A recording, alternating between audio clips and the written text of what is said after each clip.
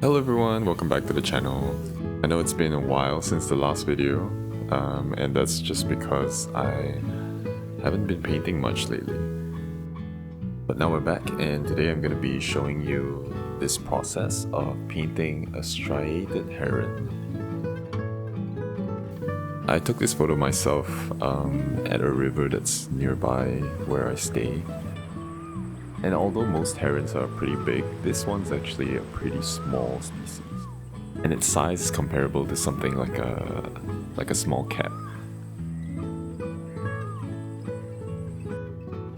Today I'm working on a canvas that's 30 by 40 cm. I've painted quite a few paintings at this size, and it's also one of the sizes that I'm pretty comfortable with.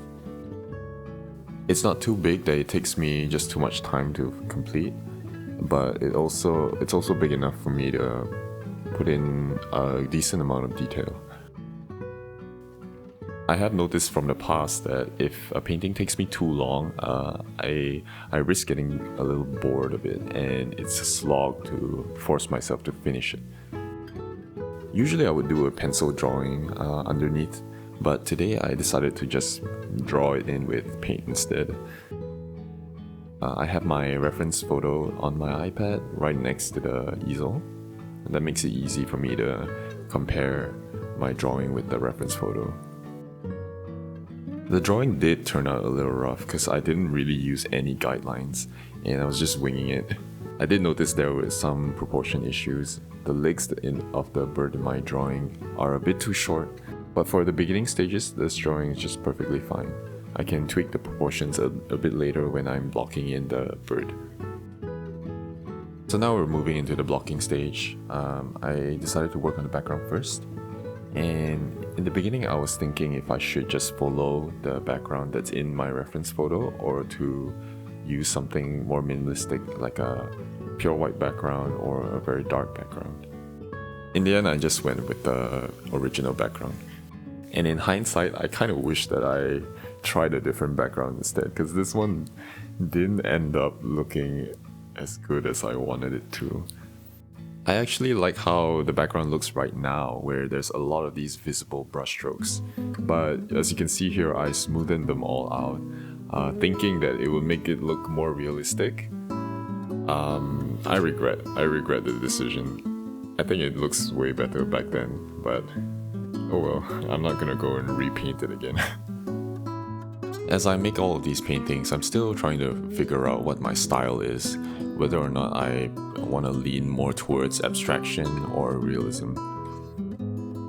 At this point of my journey, I feel like realism is a little bit easier because all I have to do is reproduce what I see on the photo.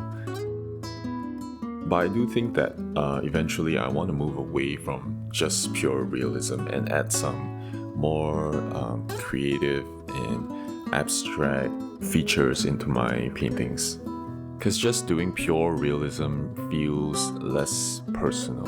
You don't get to inject some of yourself into the painting, and I feel like what's standing in my way from achieving that is just me not painting enough. I'm still striving to get to the point where my technical skill is no longer the thing that's standing in my way of creative expression. Alright, let's focus back on the painting for a while. As you can see, I'm done blocking out the background, and now I'm doing the same for the bird itself. Simplification is the name of the game here. I'm one of those people who always focuses on the details way too early, so I'm trying to paint the picture with as few colors as possible. And I'm trying my best to represent all the temperature shifts as accurately as I can, which is a struggle for me, especially for birds with gray or white feathers. Does anyone else struggle with this too? If y'all have suggestions, feel free to leave them in the comments. I'm almost done covering up the whole bird at this point. I've learned from painting so many birds that the darkest area is usually the part of the body that's beneath the wings, and that's followed by the eye of the bird. So naturally, contrast is going to be pretty high in this area, but I still try to make sure that it doesn't distract too much from the face of the bird, which should be the main focal point. I really like the shadow color that I ended up with here. This brown, deep brown color that sometimes shifts into blue. I think it just looks really interesting. I like using this dagger brush to paint in some details. You can get some very unique shapes depending on the way that you hold this brush. The one that I'm using now is kind of old, so you can see that the hair is beginning to separate. And this actually makes the brush a perfect candidate to paint feather detail. And now here I am covering up the final exposed bits of the canvas. I kind of wish that the bird was standing on something a little cooler than just a lump of mud. But I took it as a challenge to try and make this lump as cool as possible. And painting this wasn't as easy as I thought. There were just as many temperature shifts on this lump of mud as there were on the bird itself, which meant that I had to spend quite a lot of time just trying to figure out how to mix the colors that I needed. And at the same time, I'm also painting the heron's legs. It's been messing around in the water for a while, so you can see that its legs are also caked up in mud. I got bored of painting mud, so here I am painting the bird again. At this point, I'm trying to model out the shapes and forms that I see in the photo, bringing those 2D shapes and trying to shape them into 3D shapes. So that involves mixing a lot of intermediary colors to place in between the lights and darks. And this also works best when the paint is still wet, and that allows me to kind of blend the colors in right on the canvas. I took some artistic liberties here of intensifying some of the shadow colors. In the reference photo, the lighting is kind of flat. I took this midday when the sun is really high in the sky, so there wasn't a lot of saturation. The bird actually appears really washed out in the photo. I made my shadows really warm by adding colors like alizarin, crimson, and umber. I'm still having a lot of trouble painting wing details like this. I can't seem to find a way to simplify them in a way that looks a bit more pleasing. And I don't really want to go and reproduce every single line that I see on my reference photo. So yeah, now I end up with this careless mess of white brush strokes. I'm almost done with the body of the bird now. I'm gonna be leaving the head details for last. Painting the eyeball is my favorite part, so I'm just gonna leave it as a treat for myself. The paint that I'm applying is getting thicker and thicker now. I really want the texture of the paint to catch some of the light.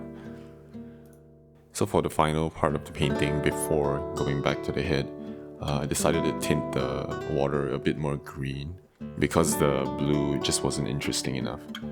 I had a lot of fun just throwing down a bunch of colors here. Greens, browns, yellows, and then I just go ahead and mix them all up.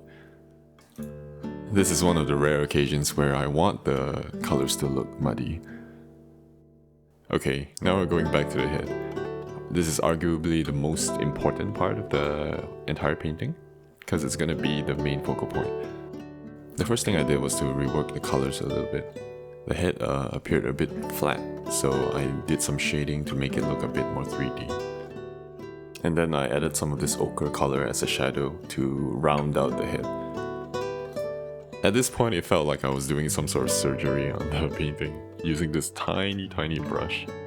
If I really examine the reference photo, there are just so many little shapes and colors that I had to slowly paint in. It took a while, but I managed to put in the amount of detail that I was satisfied with. And then finally, we're working on the eye. I always put extra care when painting the eyeball. Getting the eye correct is so important because it's where your viewer is going to be looking first when they see the painting. I don't even remember how many times I reworked the eyeball, but finally it's at a place where I'm pretty satisfied with. And now it's time for the final little highlight. And there it is, the completed painting. I hope you enjoyed the video, and let me know what you think about both the painting and the video. If there's anything that could be improved on, do let me know in the comments below. And if you enjoy relaxing painting videos like this, consider subscribing so that you can see more in the future. Thanks for sticking around to the end, and I'll see you in the next video. Bye bye.